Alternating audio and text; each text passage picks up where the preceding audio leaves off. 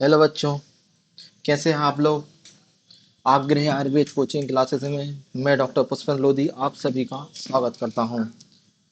आशा करते हैं आप लोग स्वस्थ और निरोगी होंगे। ठीक है, चलो अभी अपन शुरू करते हैं बाजीगण का सेकंड चैप्टर का सेकंड पार्ट। इसमें हमने दो पादों का वर्णन पिछली क्लास में कर दिया है। पहले पाद का नाम संयोग सरमूली अध्याय है, जिसमें लगभग 15 योगों का वर्णन है। और सेकंड चैप्टर बोलना चाहिए या फिर सेकंड पाद बोलना चाहिए, इसमें लगभग आपके 8 योगों का वर्णन आया है। ठीक है, तो संयोग सरमूली में हमने वृहण गुटिका देख ली। ठीक है, दूसरा बाजीगण घृत देख लिया। ठीक है, और असिक्त छिरी में अपन ने देखा कि इसमें 8 योगों का वर्णन किया गया है। ठीक है, इसमें अपत्यकर स्वरस का वर्णन इसी में आया है, वृश्च दधि वर्णन इसी में आया है, वृश्च पुपलिका का भी इसी वर्णन आया है। अभी अपन को पढ़ना है मास पर्ण भृत्य अध्याय, जिसमें 15 योगों का वर्णन आया है, और पुमानजात वलादिकम जिसमें 12 योगों का वर्णन आया है। 15 योगों को कैसे याद रखना है। अपत्य का छी, वृष पिपलिका योग, वृष शतावरी घृत, वृष मधु योग और अपत्य जनन क्षीर योग। ये 4-5 नाम याद रखने, इनके अंदर भेद है, तो इस प्रकार ये 15 हो जाते हैं। इसी प्रकार पुमानजात का में 12 योगों का वर्णन आया है। ठीक है, मांस पर्ण भृत्य में हमें क्या याद रखना है, बहुत इंपॉर्टेंट क्या है, इसमें वृष मधु योग का वर्णन है, मधुक योग का। मधुक को रसायन और वाजीकरण दोनों बोला गया है। ठीक है, और पुमानजात में अपत्यकर घृत आया है, बृहस्पतिकारी का माहेश रस और घृत भ्रष्ट मत्स्य मांस का वर्णन आया है। ये सब हमने पिछली क्लास में आपको बहुत डिटेल में बता दिया है, पढ़ा दिया है, समझा भी दिया है। और अभी तक आपने पिछली क्लास नहीं देखी तो पहले जाके पिछली क्लास को देखें और इसको देखें। ठीक है, अभी अपन आज शुरू करते हैं मास पर्ण वृत्ति अध्याय, जिसमें 15 योगों का वर्णन है, जिस तीसरा पाद है या तीसरा चैप्टर है, सेकंड चैप्टर का तीसरा पाद। ठीक है, ये सेकंड पाद है, ये थर्ड पाद है। चलो, तीसरे पाद का नाम क्या है, मास पर्ण भृत्य। ठीक है, तो इसमें सबसे पहले शुरू करते हैं पहला श्लोक। मास पर्ण भृत्यम धेनु घृष्टम पुष्ट्या चतुस्तन्यम समान वर्ण वत्सा चा जीवित वत्सा चा बुद्धिमान रोहिणी अथ कृष्णम ऊर्ध्व श्रृंगम अरुणाद। ठीक है, उसके बाद क्या अरुणाद हो गया, उसका इक्ष्वाद अर्जुन बासांद्र क्षीरम चा धारियत। ठीक है, कहने का मतलब क्या है, ऐसी गाय जो उड़द के पत्तों को खाए, इच्छू के इच्छू कांड को खाए, या फिर अर्जुन के पत्तों को खाकर जो दूध देती है।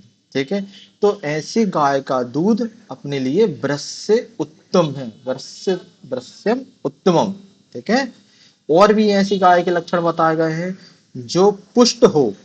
ठीक है, जिसमें चारों स्तन मतलब 4 उसके थन हो। ठीक है, जिसमें दूध निकलता हो, समान वर्ण की हो। ठीक है, समान वर्ण मतलब उसका अरुण वर्ण होना चाहिए। ठीक है, और उसका जो संतान या बछड़ा हो वो जीवित होना चाहिए। ठीक है, ऐसी गाय जब उड़द के पत्तों को खाकर दूध देती है, या फिर इच्छू मतलब गन्ने के कांड को खा के दूध देती है, या अर्जुन के पत्तों को खा के जो दूध देती है, ऐसे गाय के दूध को ब्रश से उत्तम बोला गया है।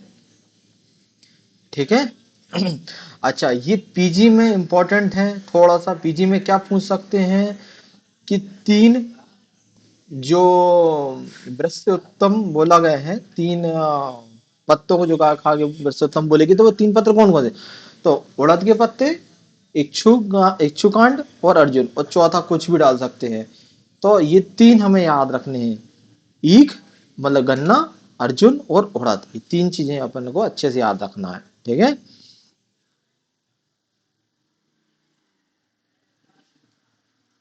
फिर अब आता है पांच, तीन योग अपने हो गए, अब ये पांच योग यहाँ वर्णन है। पांच योग कहाँ पे है? शुक्ल जीवनीय वर्ग द्रव्यों में, ब्रहण के द्रव्यों में, जो बल्य द्रव्य होते हैं उनमें, ठीक है, जो क्षीर जनन करते हैं द्रव्य उनमें। ऐसे जो पांच वर्ग दिए गए हैं, ठीक है, शुक्र जनन, जीवनीय, ब्रणीय, बल्य और क्षीर जननीय द्रव्यों को यथा विधि से दूध में पकाकर, गेहूं के आटे में मिलाकर, उसमें घी और शहद पर्याप्त मात्रा में मिलाकर खाने से अक्षय शुक्र की प्राप्ति होती है। ठीक है। तो पांच नाम कौन कौन से याद रखने हैं?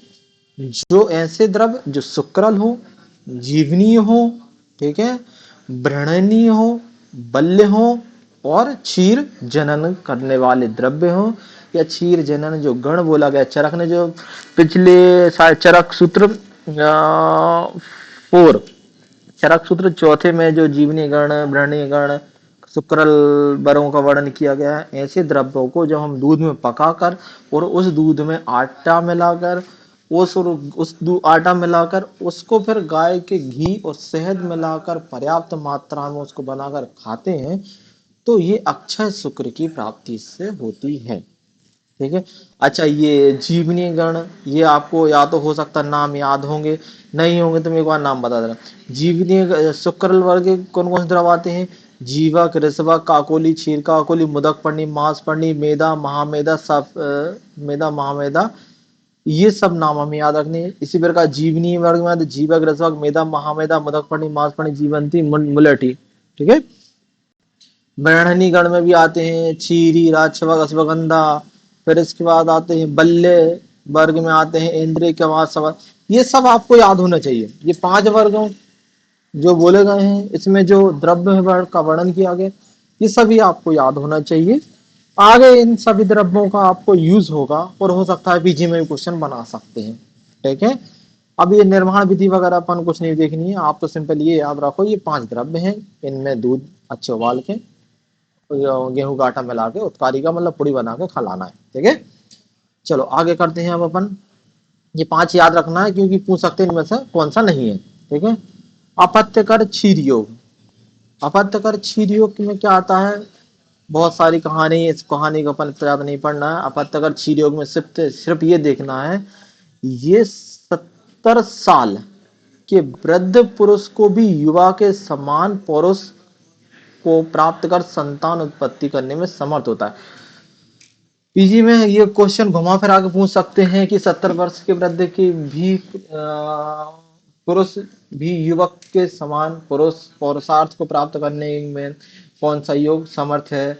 तो अपत्यकर क्षीर योग आता है। तो ये थोड़ा सा पीजी के पॉइंट ऑफ व्यू से इंपॉर्टेंट है। 70 वर्ष, और इसमें मेन क्या है, इसमें लिख दिया है कि 70, जहां भी इस तरह के शब्द अपन को मिलते हैं ना, उनको थोड़ा सा हमें हाईलाइट करना पड़ता है, और ये पीजी में बहुत अच्छे से इन्हीं को पूछा जाता है। ठीक है। क्योंकि बच्चे इसको ज्यादा ध्यान नहीं रखते हैं। तो 70 वर्ष अपत्यकर क्षीर। ठीक है। अपत्यकर क्षीर 70 वर्ष के लिए। ठीक है। उसके बाद अभी अपन आगे आते हैं, माँ की कहानी में पढ़ लेना आप लोग, कुछ नहीं इसमें। अपत्यकर जनन क्षीर योग है। ठीक है। ये भी पढ़ लेना, इसमें कोई खास नहीं है। अब पढ़ते हैं वृश्य पिपली योग। वृश्य पिपली योग में क्या आता है? पिपली का मतलब होता है यहाँ पे पिपली। ठीक है। पिपली का मतलब यहाँ पिपली, और यहाँ कितनी पिपली? 30 पिपली। ये पूछते हैं कि 30 पिपली, वृश्य पिपली का योग में कितनी पिपलियों का वर्णन आया है? तो वृश्य पिपली का योग में 30 पिपलियों का वर्णन आया है। ठीक है। क्योंकि श्लोक में लिखा हुआ है। तो पूछ सकते हैं पीजी में कि वृक्ष पिपलीका में कितनी पिपलीका वर्णन है, तो 30 पिपलीका वर्णन है। ठीक है, वृक्ष पिपलीका का क्या गुणधर्म है? वृक्ष पिपलीका खाने के बाद आता है ना रात्रि स्दबलिंगम पश्चाति ना चारा। ठीक है, मतलब रात्रि तक, पूरी रात्रि पश्चात भी लिंग में शिथिलता नहीं आती है। ठीक है, और इस पिपलिका में कितनी 30 पिपलियों का वर्णन है। और पिपली को पहले की जो इम्यूनिटी थी ना, तो पहले इम्यूनिटी अच्छी थी, कोई योग ज्यादा कठिन नहीं है। ठीक है, लेकिन आज के समय में हम 30 पिपलियों का यूज एक व्यक्ति पे नहीं कर सकते हैं। ठीक है, तो इसके लिए हमारे लिए कुछ थोड़ी सी कम पिपली, 5 पिपली, 10 पिपली, 15 पिपली, 20 पिपली से शुरू करना चाहिए। ठीक है, क्योंकि योग बहुत सरल है, आप इसको यूज करा सकते हैं। ठीक है, तो पूछ सकते हैं ना रात्रि तम लिंगम पश्यति ना छारात। ठीक है, किसके लिए आया है? तो वृक्ष पिपलिका, वृक्ष पिपलिका में कितनी पिपली का वर्णन है? 30 पिपलिका का वर्णन आया है। ठीक है, पीजी के पॉइंट ऑफ व्यू से थोड़ा सा इंपॉर्टेंट, बाकी यूजी के पॉइंट ऑफ व्यू से नहीं इंपॉर्टेंट ये नहीं है। ठीक है, उसके बाद अपन ने वृक्ष पयास योग श्रृंग दष्टाया विदार्यश रसे क्षीर चतुर्गुण घृष्टम आड्य साधितो ब्रस्यतम मां षष्टिक पैसा। ठीक है, गाय के दूध में चौगुना गोखुर का स्वरस है, या उतना ही विदारी कंद का स्वरस मिला के, या क्वात के रस में उड़द की दाल तथा साटी के चावल को डालकर पकाएं, और उसका जो खीर तैयार होगी उस खीर में अष्टम मांस गाय के घी में भूंज ले उस खीर को, फिर उचित मात्रा में सेवन कराने से वीर्य की वृद्धि होती है। ठीक है, पढ़ लेना, इतना इंपॉर्टेंट नहीं है। ठीक है, उसके बाद आता है वृक्ष पुपली का योग, पढ़ लेना, इतना कोई खास इंपॉर्टेंट नहीं है। इसकी थ्योरी थ्योरी हिंदी में पढ़ लेना, संस्कृत में पढ़ने की कोई जरूरत नहीं है इसमें। ठीक है, और याद करने की जरूरत नहीं, बस पढ़ना है। ठीक है, हाँ कुछ पूछ लिया, टिप्पणी लिखने को आ गई तो कुछ आप बता सकते हो। ठीक है, यूजी में, पीजी में इसको कोई इंपॉर्टेंट नहीं है। फिर आता है शतावरी ग्रंथ, क्योंकि जो भी इंपॉर्टेंट रहता है मैं आप लोगों बच्चों को बता देता हूँ। ठीक है, जो भी जरूरत लगेगी। शतावरी ग्रंथ है, ये इंपॉर्टेंट, थोड़ा सा ये इंपॉर्टेंट क्यों है अभी हम आपको बताते हैं। घृतम शतावरी गर्भम क्षीरे 10 गुणे पचेत शर्करा पिपली छौद्रम युक्तम वृस्य उत्तम। अब ये एक बार क्या हो गया, पीजी में इसमें से क्वेश्चन आया था। क्या क्वेश्चन आया था? ये लिखा था घृत और ये लिखा था गर्भ, यहां से उठा के गर्भ से लेके ये पूरी लाइन लिख दी, और ये किसके लिए बोली गई है। अब ये लोगों को हवा भी नहीं लग रहा था ये कहां से क्वेश्चन उठाया है। तो ये कहां से आया था, ये क्वेश्चन यहाँ आ जाता, ये किसके लिए आया था? शतावरी। तो घृतम डॉट डॉट डॉट डॉट गर्भम क्षीरे 10 गुणे पचेत शर्करा विपली छौद्रम युक्तम तद वृस्य उत्तमम।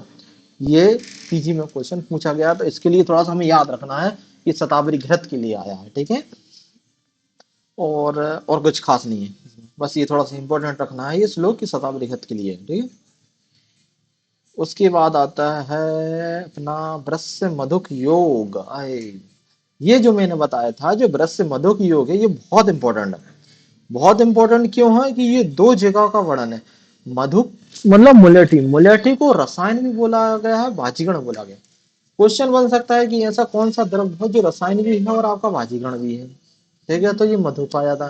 बाकी आंवला मामला भी है, लेकिन यहाँ आंवला का वर्णन कहीं नहीं आया। ठीक है, सिर्फ मधु का वर्णन आया है।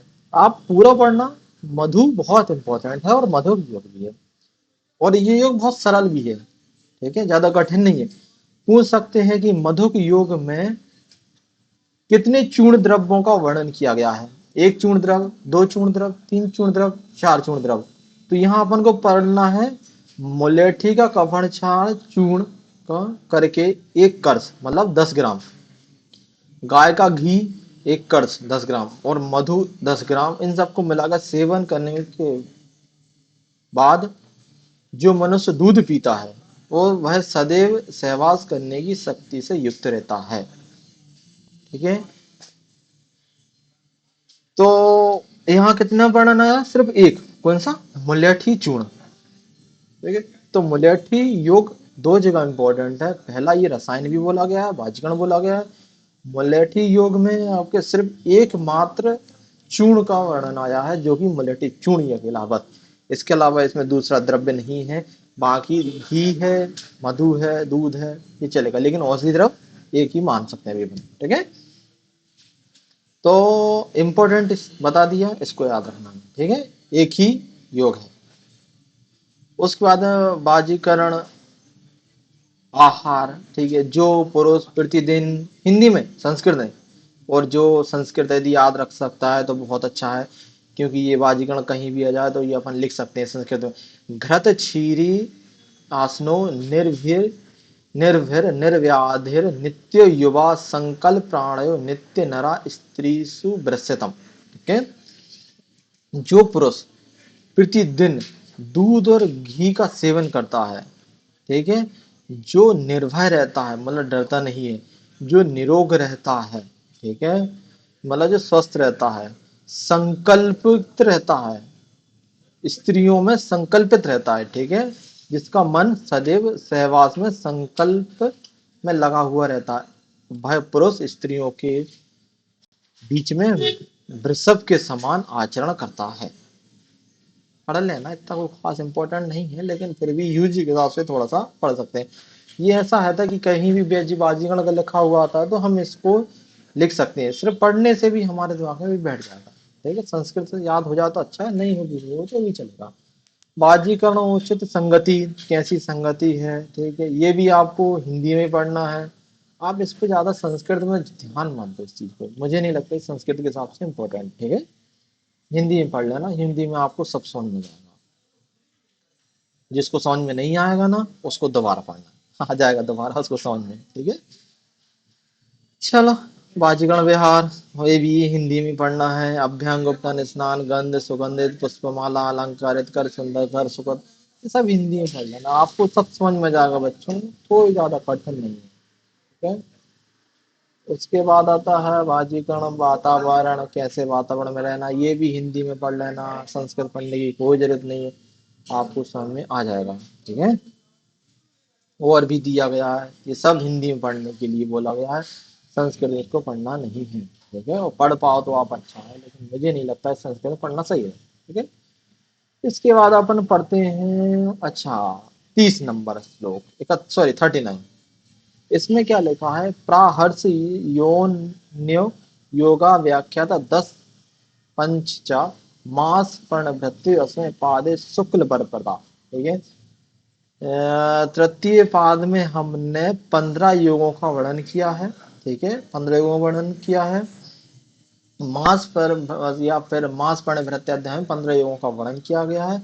और ये क्या है था, शुक्र के बल को, शुक्र और बल को बढ़ाने वाले होते हैं, शुक्र को और बल को बढ़ाने वाले होते हैं। पूछ सकते हैं, पीजी में क्वेश्चन आ सकता है कि शुक्र और शरीर के बल को बढ़ाने का वर्णन किस पाद में किया गया है। तो शुक्र बल प्रदा या शुक्र के बल को बढ़ाने का वर्णन किस पाद में किया गया, तो मास प्रणभृत्य अध्याय में इसका वर्णन किया।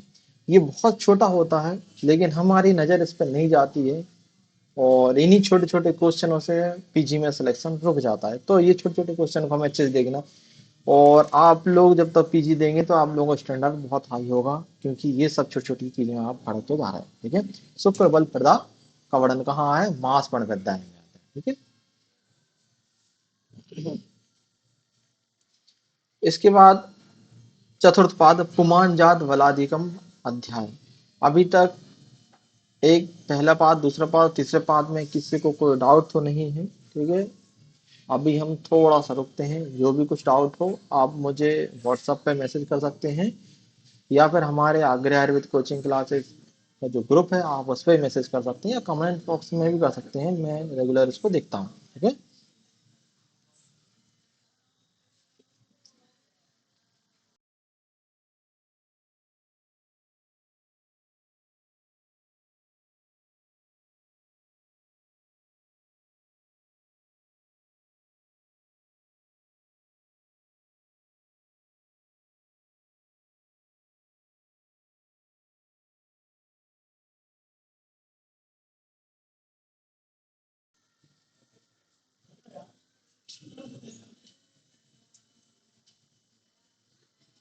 चलो शुरू करते हैं। अभी इस चैप्टर का नाम है अपना, चौथा पाद है, ठीक है, बाजीगण चिकित्सा, सॉरी चरक चिकित्सा का सेकंड अध्याय बाजीगण चिकित्सा का चौथा पाद, पुमान जात वलादि का पाद। ठीक है, और इसमें कितने योगों का वर्णन है? 12। पुमान मतलब अपन ने इसको कोरिलेट किससे किया था? बच्चों से। बच्चे एक हो या फिर दो हो, 12 बच्चे नहीं होने चाहिए, एक या दो बच्चे होने चाहिए। ठीक है, चलो चौथे पाद में बात करते हैं अपन। पुमानम, सॉरी, पुमान यथा जात बलो यावद अच्छे स्त्रियो ब्रजेद यथा चपल्यवत साधो भवेद भक्षेद। ठीक है, जिन द्रव्यों को सेवन करने से पुरुष बलवान होकर जितनी स्त्रियों के साथ रमण करता है या करना चाहता है, जिनके प्रभाव से शीघ्र संतान वाला हो जाता है, उसको हमारे यहाँ इस अध्याय में वर्णन किया गया है। ठीक है, छोड़ो इसको तो।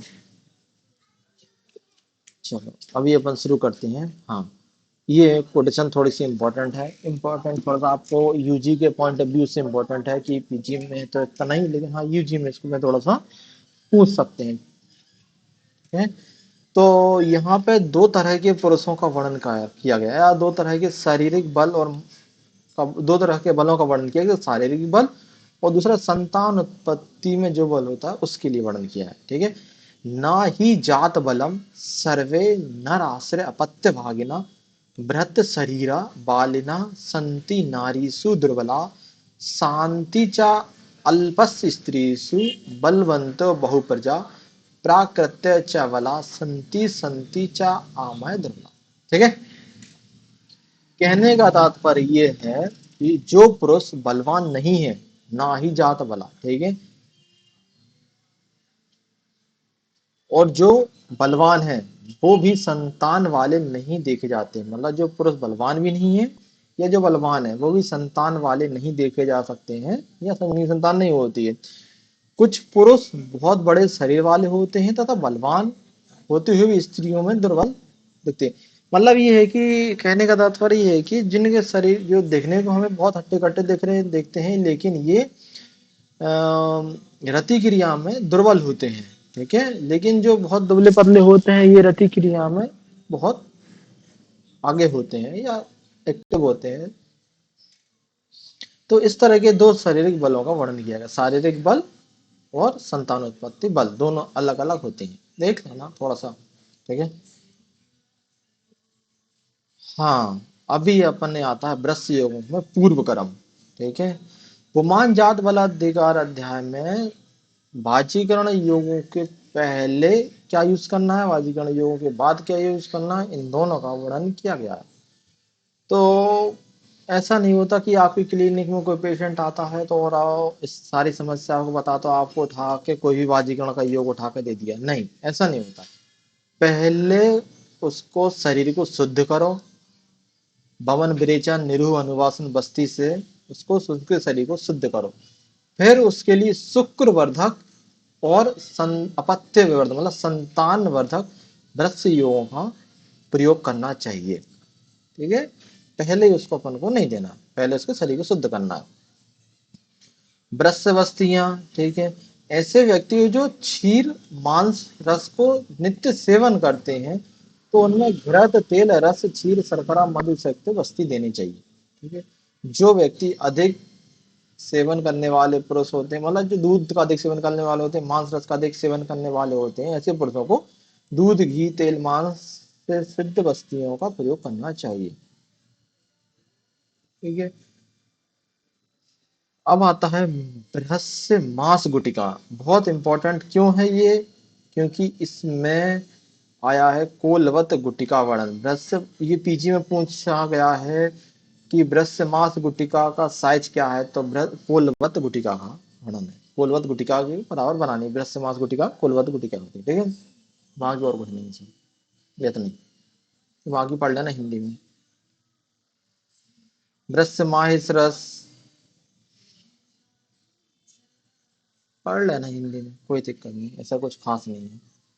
हाँ, मत्स्य भ्रस्य घृष्ट, सॉरी, भ्रस्य घृत भ्रष्ट मत्स्य मास।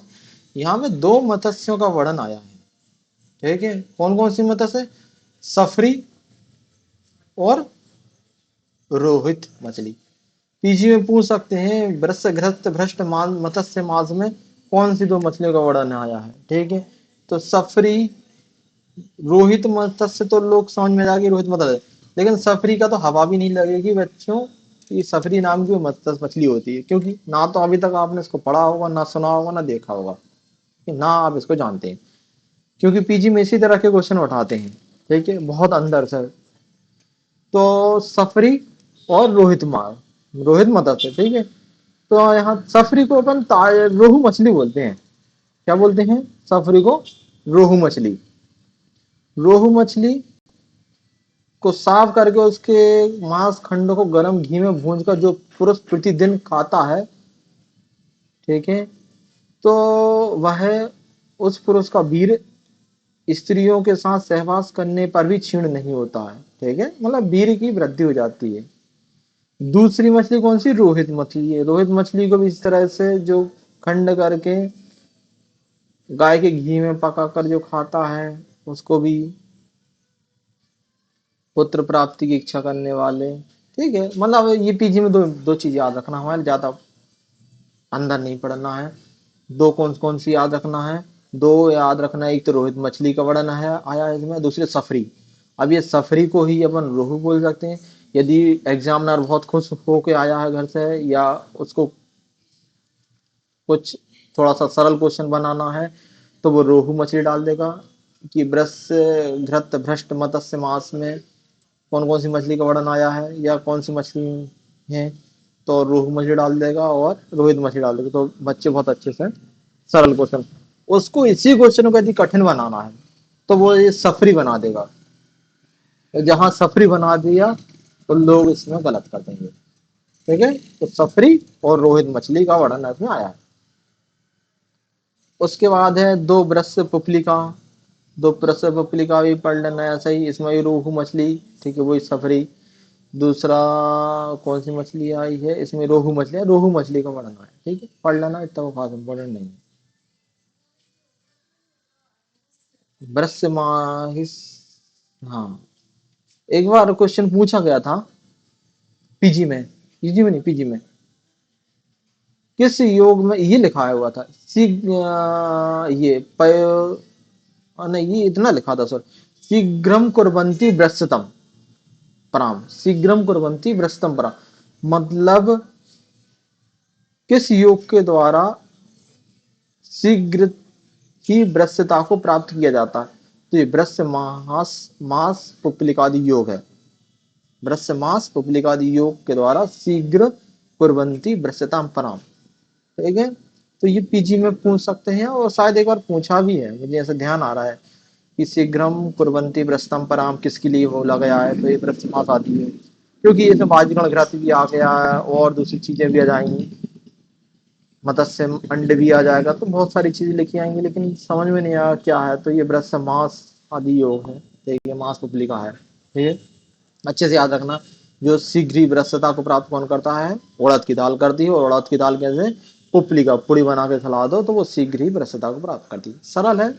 आप अपने किसी पेशेंट को यदि देना हो तो बढ़िया एक डब्बे में उड़द की दाल के बाद के बीच के चूर्ण को, गेहूं का आटा, साली साटी चावल को मिक्स करके रख लो, और उसी में शक्कर डाल दो, थोड़ी चीनी, बेदारी कंदे और इच्छू के बीजों को चूर्ण में ला के उन सबको दे दो, और शाम पेशेंट को बोल दो कि घर जाके दूध में मिला के, गाय के घी में, दूध में बढ़िया अच्छे इसको मिला के आटा बनाए और इसकी पुड़ी बना के खाए, ठीक है। तो ये शीघ्र ही वृद्धता को प्राप्त कर जाता है। तो बहुत सरल योग है और अच्छा भी योग है, और रिजल्ट भी इसके अच्छे ओरिएंटेड है, ठीक है।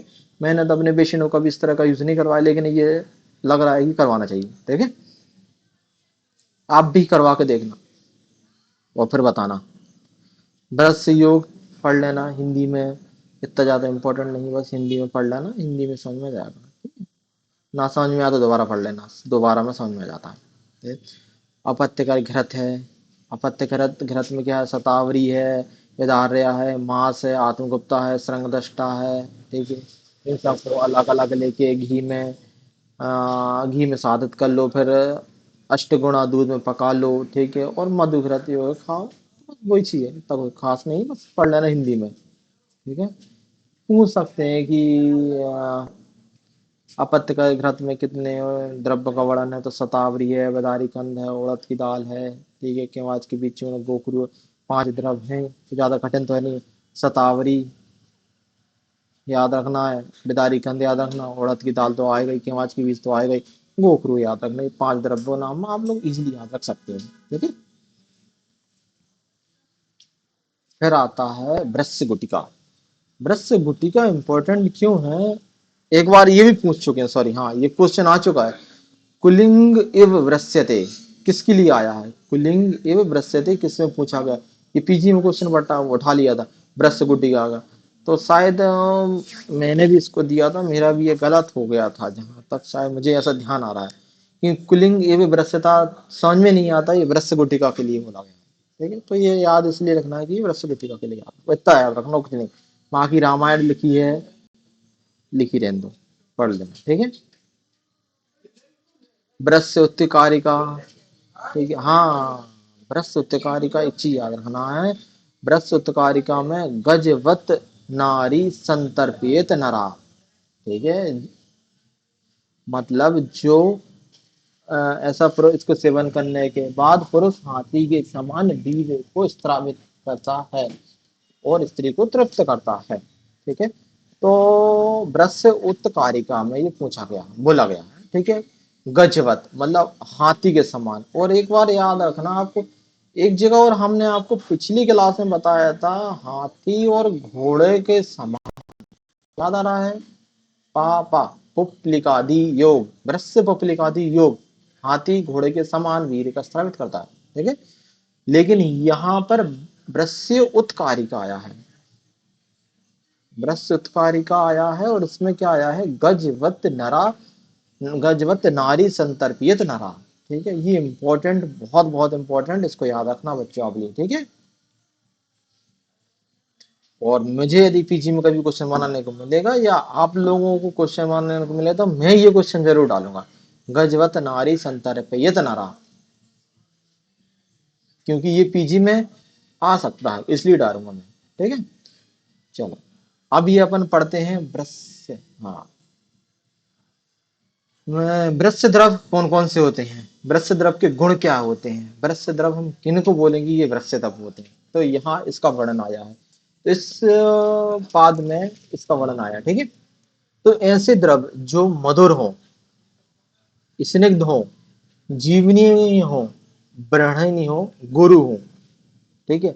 इसके साथ में जो हर्ष उत्पन्न करे और मन को प्रसन्न करे, ऐसे द्रव्य को भाजीकरण या ब्रह्म द्रव्य कहा गया है। हर किसी को नहीं बोला गया है, इतनी सारे उसमें गुणधर्म होने चाहिए। क्या होने चाहिए? मधुर होना चाहिए, स्निग्ध होना चाहिए, जीवनी, ब्रहणी, गुरु, वो खासतौर पे हर्षण और मानसिक सुख जो दे उसको ब्रह्म बोला गया है। क्वेश्चन क्या बन सकता है पीजी में, यहाँ आप लोग समझ में नहीं आ गया पीजी में क्या बना सकते हैं, ये पूरी लाइन उठा के दे देंगे। यत किंचित मधुर स्निग्ध जीवनीय वर्णीय गुरु हर्ष मानस्य सर्व तत्, और डॉट डॉट डॉट डॉट कर देंगे, किसके लिए बोला गया। अब ये लोगों को समझ में नहीं आएगा ये किसके लिए, लेकिन हमें इसको ऐसा पकड़ना है, जो द्रव्य हर्ष, ओ हर्ष मतलब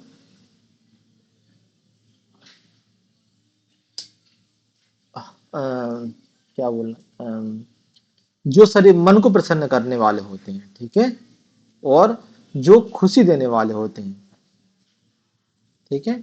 हर्षाणा मनस मतलब मन को जो प्रसन्न करने वाले होते हैं वो ब्रह्म कहा गया है, ठीक है। तो ब्रह्म उच्यते, ब्रह्म द्रव्यों की जो गुण धर्मता बताई गई वो यहाँ बताई गई, ठीक है।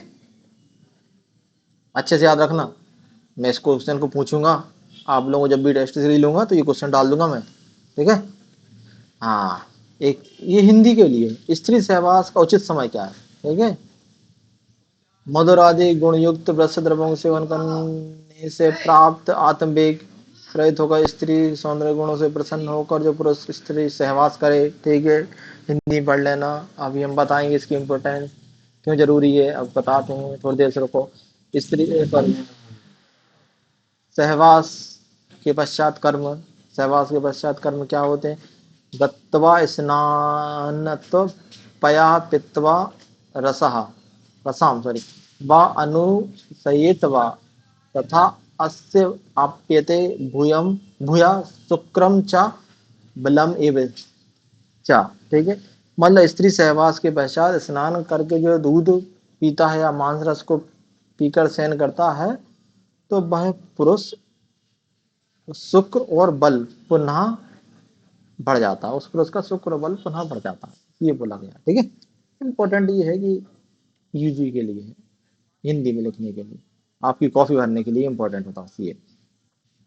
शुक्र की उत्पत्ति का बताया गया, किस प्रकार शुक्र होता है। ठीक है, यथा मुकुल पुष्प सुसुगंधो न उत्पलेभ्यम लभते तद आकाशतु तथा शुक्रम ही देहिनाम। ठीक है, जिस प्रकार मुकुल की पत्ती या कली, मुकुल जो पुष्प उसकी पुष्प जैसे जिस प्रकार मुकुल का जो पुष्प होता है वो खिला नहीं है, उसकी उस जब खिला नहीं रहता तो उसकी कलियों में कोई सुगंध नहीं होती है। ठीक है,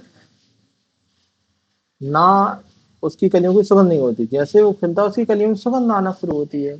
उसी प्रकार ये शरीर होता है, या शरीर में शुक्र की उत्पत्ति या स्थिति बताई गई है।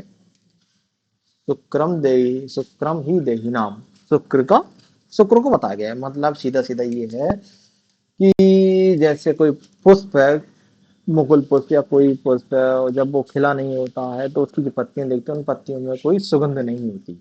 जब वो अच्छे से खिल जाता है तब उसकी पत्तियों में सुगंध देखने को मिलती है।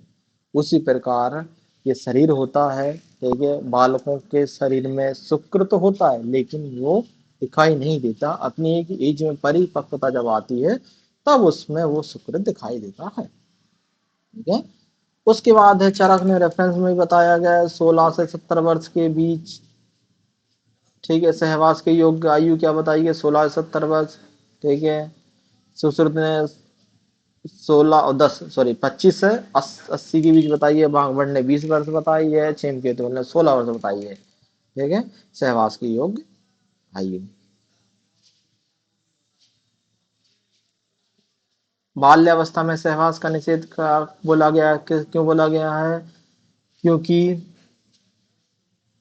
उपसुस्यते सहसा ताड़म इति कलम, मतलब अ, जिस प्रकार थोड़े से जल वाले तालाब शीघ्र ही सूख जाता है, उसी प्रकार यदि बाल्यावस्था में वीर का स्खलन होता है या वीर धातु का क्षय होता है तो वह उत्तरोत्तर धातु की पुष्टि नहीं कर पाती है, जिस प्रकार उस पुरुष में बाद में वीर की या शुक्र धातु की कमी हो जाती है।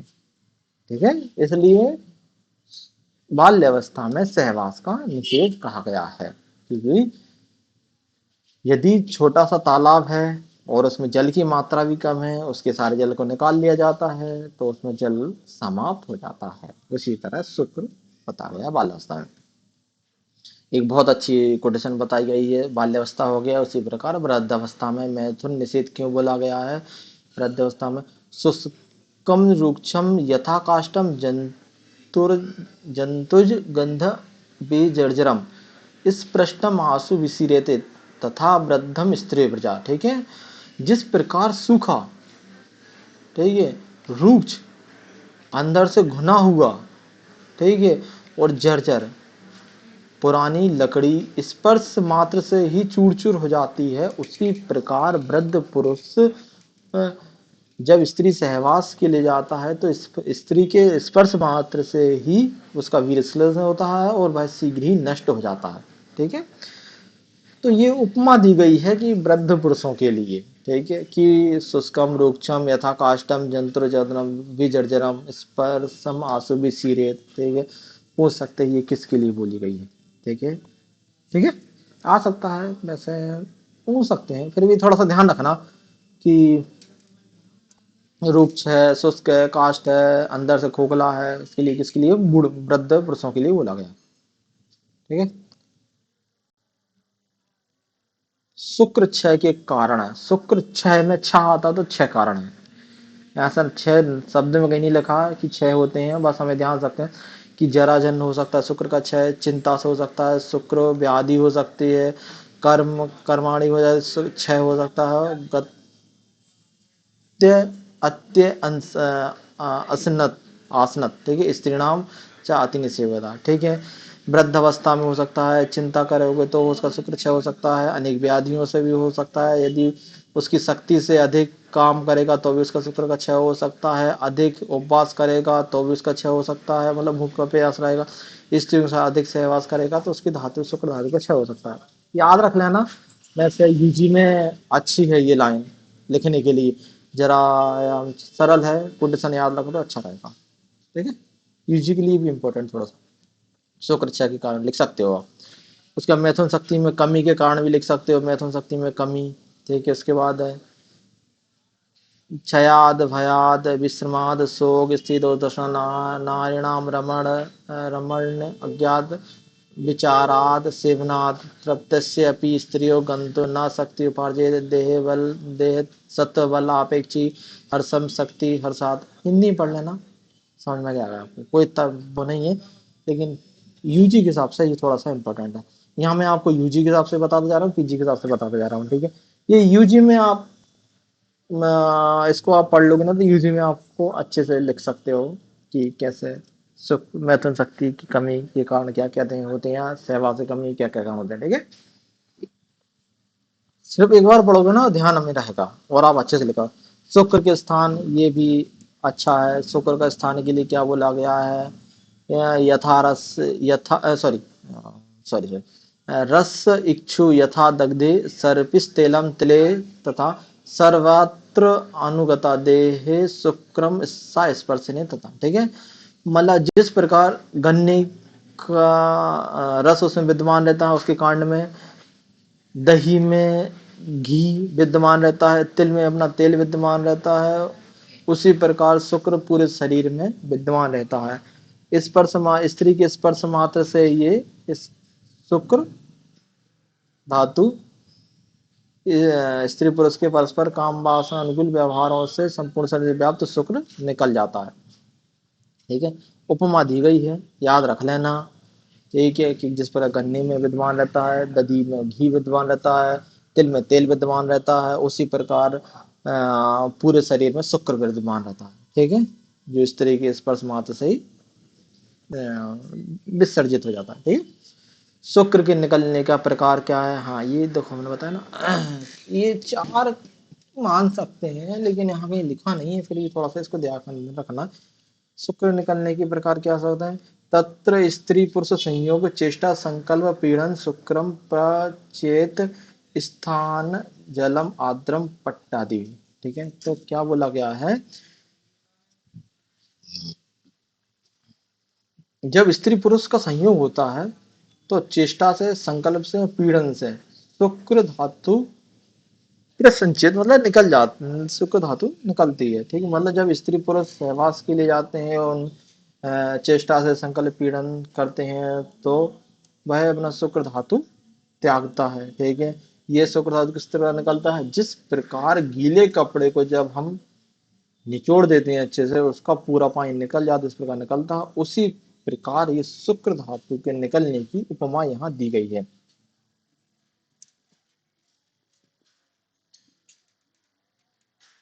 आत्र जी ने स्त्री पुरुष संयोग को महर्षि आत्र प्रधान कारण क्या माना है, चेष्टा संकल्प पीड़न, ठीक है। महर्षि आत्र जी ने पुरुष के शरीर से शुक्र बाहर आने का जो कारण माना है, तीन कारण माने, क्या माने हैं, चेष्टम संकल्पम पीड़म, ठीक है। थोड़ा सा मैं इस चीज को हाईलाइट भी कर रहा हूँ, चेष्टम संकल्पम पीड़म, ये थोड़ा सा पीछे के लिए भी इंपॉर्टेंट है, ठीक है, पूछ सकते हैं। मुझे पीजी में क्वेश्चन बनाने को मिला या आप लोगों को क्वेश्चन बनाने को मिला ना तो मैं ये लाइन जरूर दूंगा, चरतो विश्व रूपम विश्व रूपस्य रूप द्रव्यम यद उच्यते। और यदि एग्जामिनर अच्छा है और उसको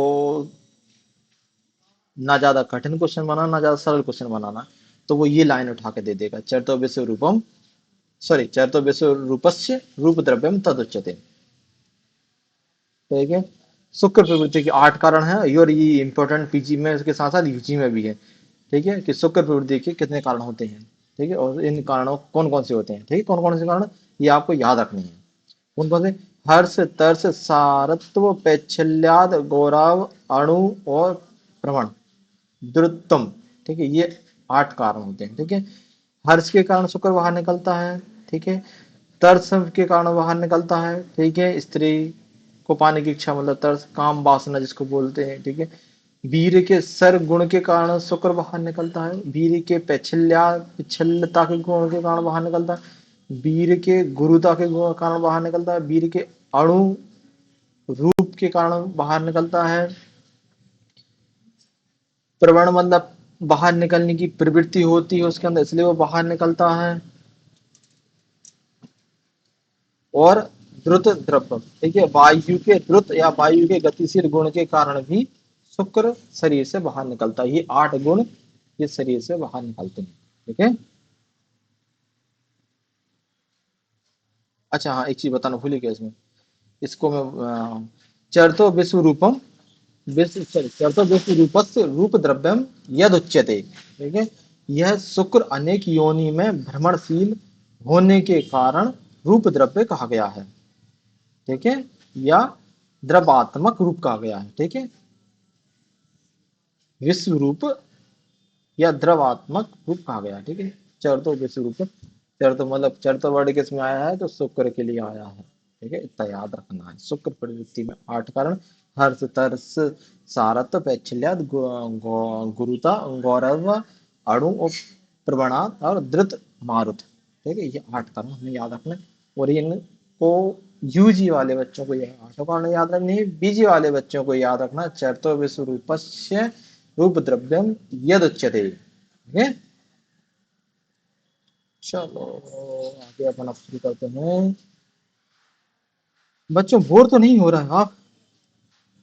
थोड़ा सा चैप्टर है बड़ा। ठीक है, संतान उत्पादक शुक्र के लक्षण, संक संतान में शुक्र धातु के लक्षण यहाँ बताए गए हैं। बहलम, मधुरम, स्निग्धम, विस्त्रम, गुरु पिछला, शुक्लम बहुलम, यद शुक्रम फलवत। ठीक है, ऐसा शुक्र फलवद फलदायक होता है। ठीक है, इन गुणों से जो युक्त शुक्र होता है कौन सा? बहलम। ठीक है, बहल मतलब गाढ़ा। ठीक है, बहलम, मधुरम, स्निग्धम, विस्त्रम। विस्त्रम मतलब दुर्गंध इसमें नहीं आती है। गुरु पिछल, पिछल मतलब फिसलने वाला। ठीक है, शुक्ल मतलब होता है सफेद वर्ण वाला। ठीक है, बहुल मतलब बहुत सारा। ठीक है, ऐसा शुक्र जो होता है वो फलदायक होता है। ठीक है, ये शुक्र जो फलदायक होता है। पूछ सकते हैं फलदायक शुक्र के गुण कौन कौन से हैं। ठीक है, और ये सारे गुण लिख देंगे, हिंदी में लिख देंगे, समझ में नहीं आएगा कि फलदायक शुक्र कौन कौन सा नहीं है। तो इतनी इसलिए इसको याद रख लेना। ठीक है, देखो इसी पास से बहुत सारे पीजी क्वेश्चन बन सकते हैं। कितने सारे मैंने क्वेश्चन बताए आप लोगों को। ठीक है, ये देखो एक और क्वेश्चन आता है। ठीक है, अभी तक अपने 50 हो गए श्लोक। ये 51 नंबर का जो श्लोक है, ये 50 नंबर 1 का श्लोक इंपॉर्टेंट क्यों है? क्योंकि वाजगण की परिभाषा यहाँ दी गई है। वाजगण की परिभाषा यहाँ दी गई। एन नारीषु सामर्थ्य वाजी वाजी व लभते नरा ब्रजेत च भैतिकम एन वाजिगण। ठीक है, वाजिगण की परिभाषा दी गई है चौथे पाद में, और निरुक्ति दी गई है पहले पाद में। तो दोनों कितने अंतर है? ये आप लोगों का अब स्तर नहीं रहेगा कि बाजीगर की परिभाषा कहाँ दी है, बाजीगर की नियुक्ति। बहुत सरल, बहुत ही ज्यादा सरल क्वेश्चन बनाना है एग्जामिनर को तो ये क्वेश्चन उठाकर देखा। क्योंकि ये लेवल बहुत पुराना हो चुका है, या बहुत बहुत बहुत बार पूछ चुका है कि जिनकी की बाजीगर की परिभाषा का वर्णन कहाँ है, बाजीगर की नियुक्ति का वर्णन कहाँ गया है। देख लेना, ये यहाँ इसलिए इंपॉर्टेंट है पहले की। हाँ, हुमान जात चैप्टर जो बताया गया है, इसमें 12 योगों का वर्णन किया गया है। और इसमें खास बात क्या है, इसमें मैथुन के पूर्व सेवनी द्रव्यों का और मैथुन के पश्चात सेवनी द्रव्यों का वर्णन क्या क्या किया गया है, उनका वर्णन किया। और ये इंपॉर्टेंट क्यों है? क्योंकि ये लिखा आता है पूर्वम मैथुनाद सेव्यम सेव्यम यन मैथुनाद अनु। ठीक है, ये किस पाद में वर्णन है या किस पाद के लिए बोला गया है या किससे संबंधित है? तो चौथे पाद से। तो मैथुन के पूर्व और मैथुन के पश्चात, ठीक है, जिस अध्याय में जिस अध्याय में वर्णन किया गया है उसका नाम क्या है? पुमान जात वलादिक पाद। ठीक है, मैथुन के पूर्व, मैथुन के पश्चात जिन सेवनी द्रव्यों का वर्णन किया गया है वह कौन सा पाद है? चौथा पाद, और पुमान जात वाला अधिक्य। ठीक है, अब ये कौन सा पाद है, ये कौन सा है, अभी हम बताते हैं आपको। ठीक है, पहले का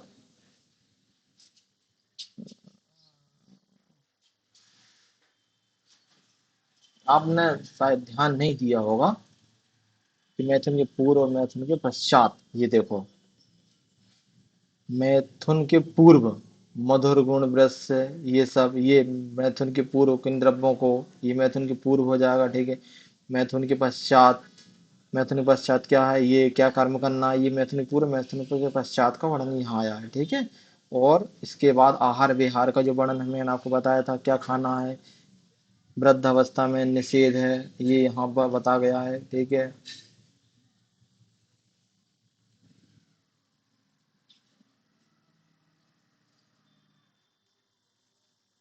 चलो तो ये अपना चौथा पाद भी खत्म हो गया, और यहाँ अपना वाजीगण का सेकंड चैप्टर पूरा खत्म हो गया है यूजी के हिसाब से। पीजी के हिसाब से इसमें थोड़ा सा और रह गया है, जिसको मैं अभी आपको बताने जा रहा हूँ। ठीक है, अभी हम 1 मिनट के लिए थोड़ा सा रुकें।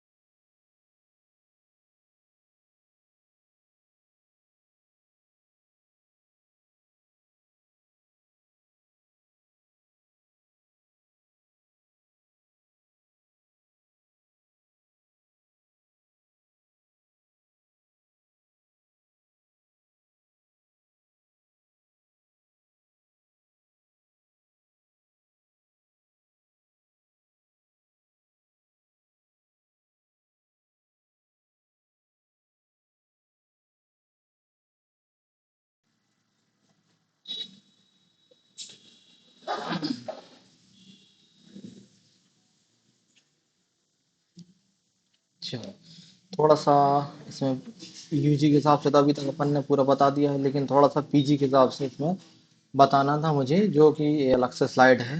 ठीक है, जो बच्चे पीजी की तैयारी कर रहे हैं और जिनको थोड़ा सा पीजी में इंटरेस्ट है, जो पीजी करना चाह रहे हैं, तो वो इस चीज को थोड़ा देखें। क्या देखना है, थोड़ा सारंगधर के अनुसार हमें देखना है यहाँ पे कि सारंगधर ने किस तरह से इसका वर्णन किया गया। ठीक है,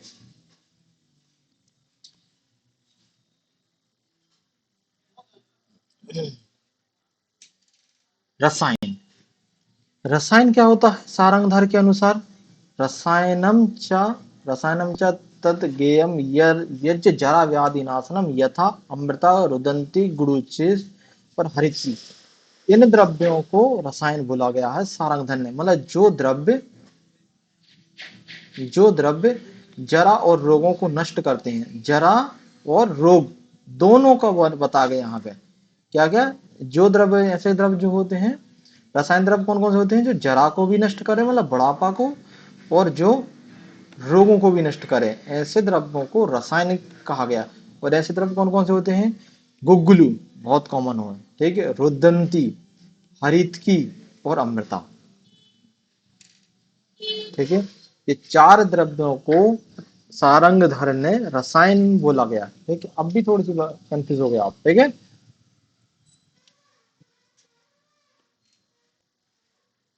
उसके बाद दूसरा आता अपना भाजीकरण।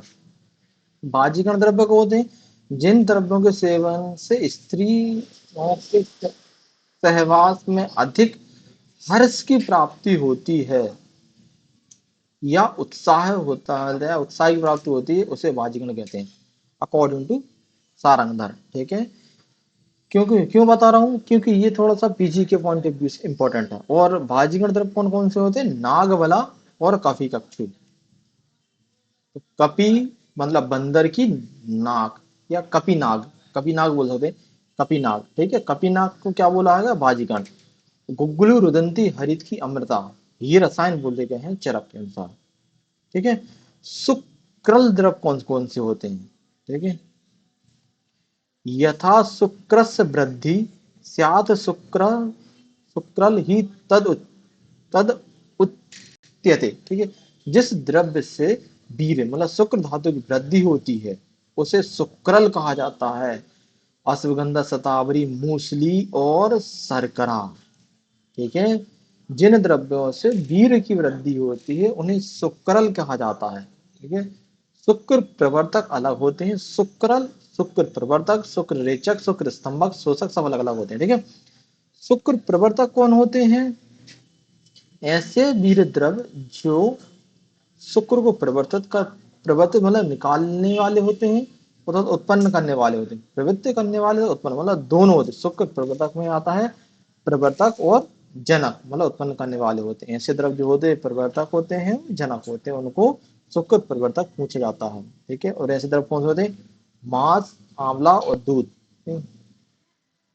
इसको अपन एक ट्रिक से याद कर सकते हैं, डी ए एम, दाम। ठीक है, दाम, डी ए एम, दाम।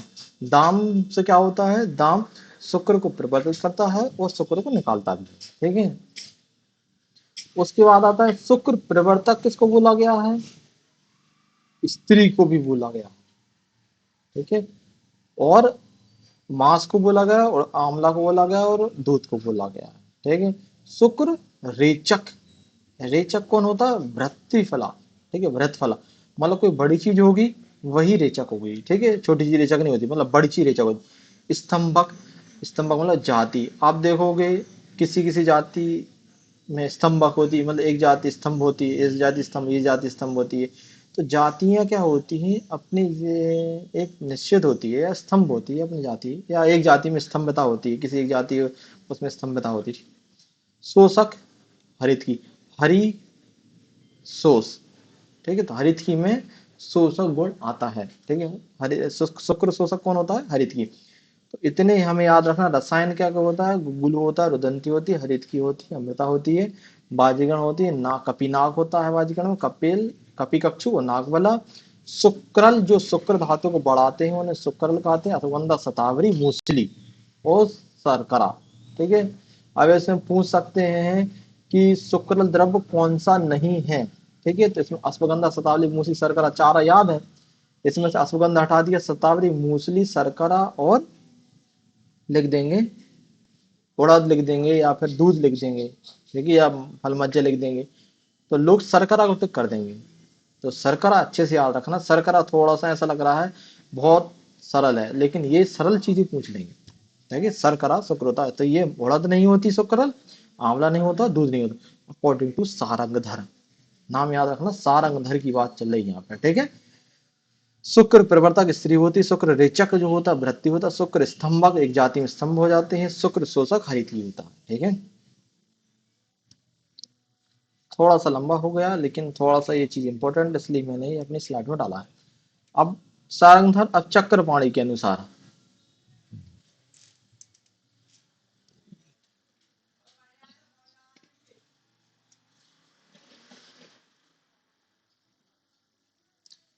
चक्रपाणी क्या बोलते हैं? शुक्र वृद्धिकर मास। ठीक है, शुक्र स्तुतिकरम संकल्प, शुक्र वृद्धि स्तुतिकर क्षीर। ठीक है, शुक्र वृद्धि कर होते हैं ऐसे द्रव्य जो शुक्र की वृद्धि करते हैं, उसको क्या बोलते हैं, मास, मतलब उड़द शुक्र की वृद्धि करते हैं। ठीक है। और शुक्र स्तुति, स्तुति मतलब शुक्र को, स्त्राव को बढ़ाते हैं, क्या होते हैं, संकल्प। ठीक है। शुक्र वृद्धि और स्तुति, वृद्धि और स्त्राव दोनों कौन करता है, दूध करता है, दूध कर। ये उत्तराखंड की पीजी 2014 का क्वेश्चन पूछा गया है कि शुक्र वृद्धि और स्त्रावक गुण किसमें होते हैं, तो ये दूध में होते हैं। अब ये पूछ सकते हैं शुक्र मतलब शुक्र, अकॉर्डिंग टू चक्रपाणी, शुक्र स्त्रावक गुण किसमें होता है, तो संकल्प में होता है। ये थोड़ा, ये छोटी छोटी चीजें होती है ना, ये ऐसी चीजें होती हैं कि सामने वाले को समझ में भी नहीं आता है कि ये पूछ क्या रहा है और हमें बताना क्या है। तो ये, इसको थोड़ा सा याद नहीं करना है, इसको इसको रट्टा मारना है, इसको रट्टा मारना है कि शुक्र स्त्रावक को होता है, संकल्प होता है, वृद्धि कौन करता है, उड़द करता है। और ये किसके अनुसार, चक्रपाणी के अनुसार। ठीक है। वहीं अपन जब यहाँ बात करते हैं तो सारंगधर के अनुसार हमने ये बता दिया है, अब अपन ने चक्रपाणी बता दिया है।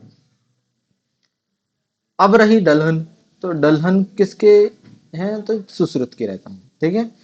तो तत्र त्रिविधम, जनक प्रवर्त और जनक प्रवर्तक, इनने तीन शब्द वर्ड यूज करे हैं, जनक, जन प्रवर्तक और जनक प्रवर्तक। ठीक है। देह बलकारम, मनोबलकारम और देह मनोबलकारम, वो ये तीन वही चीज है।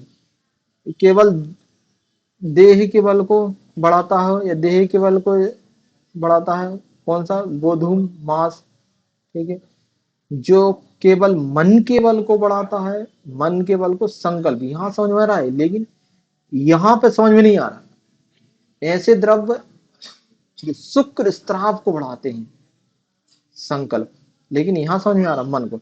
ऐसे द्रव्य जो देह और मन दोनों को दोनों के बल को बढ़ाते हैं, कौन है, दूध और घी। दूध और घी जो दोनों होते हैं, देह मनो बल कारम। ठीक है। शायद इन्हों यहाँ पे मेंशन करना नहीं हो पाया, क्योंकि मुझे ऐसा ध्यान आ रहा है थोड़ा सा कि ये शायद क्वेश्चन पूछ चुके हैं पीजी में। देह मनोबल कारम किसके लिए बोला गया है, तो ये दूध और घी के लिए बोला गया है। मेरा शायद ये सही था, दूध और घी, क्योंकि बहुत बच्चे ने दूध दूध लगाया था इसमें। ठीक है। देह और मन को, देह मन को दूध और घी दोनों बढ़ाते हैं। ठीक है, बल को। तो देह बल कारक होता है गोधूम मांस। ठीक है। मनोबल कारक होते हैं संकल्प, देह और मन दोनों को बढ़ा दूध और घी। शुक्र वृद्धि कौन करता है, उड़द करती है। स्तुति कौन करता है, संकल्प, संकल्प मतलब स्तुति, मतलब अपन किसी चीज की स्तुति करते हैं, ओम ब्रह्माय नमः, ओम ब्रह्माय नमः, इस तरह अपन किसी तरह किसी भी देव की स्तुति करते हैं। तो स्तुति का, वो स्तुति कब करते हैं, जब संकल्प लेते हैं तभी कर पाते हैं, तो स्तुति में संकल्प। वृद्धि और स्तुति किस कौन करता है, दूध करता है। और इसी तरह से सारंग द्रव्य, मैं इस चीज को थोड़ा सा ज्यादा फोकस इसलिए कर रहा हूँ क्योंकि ये तीन जो आचार है, सारंग द्रव्य, चक्रपाणी, दलहन, इन तीन में से 100% एक क्वेश्चन पीछे पूछते हैं। अभी तक को जितने भी पीजी के पेपर हुए हैं, कॉमन पीजी हुआ या स्टेट लेवल की पीजी हुई या फिर अपने अपने राज्य की पीजी हुई ना, आप पेपर उठा के देखो, इन तीन आचरण से एक क्वेश्चन पीजी में मिलेगा मिलेगा।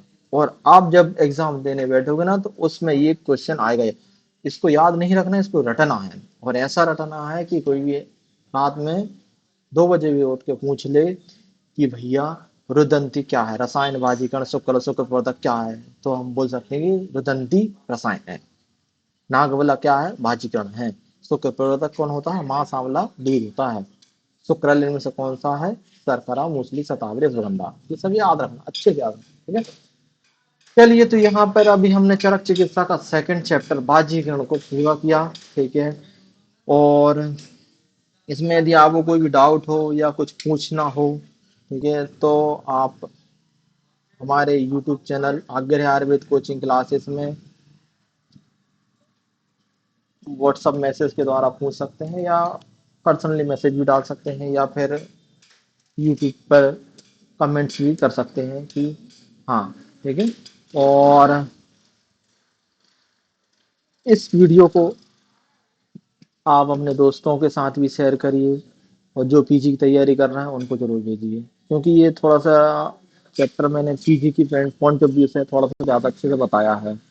और इस चैप्टर में या रस बाजीकरण चैप्टर में अभी भी किसी को कोई डाउट हो तो बिल्कुल वो मुझसे पूछ सकता है। ठीक है।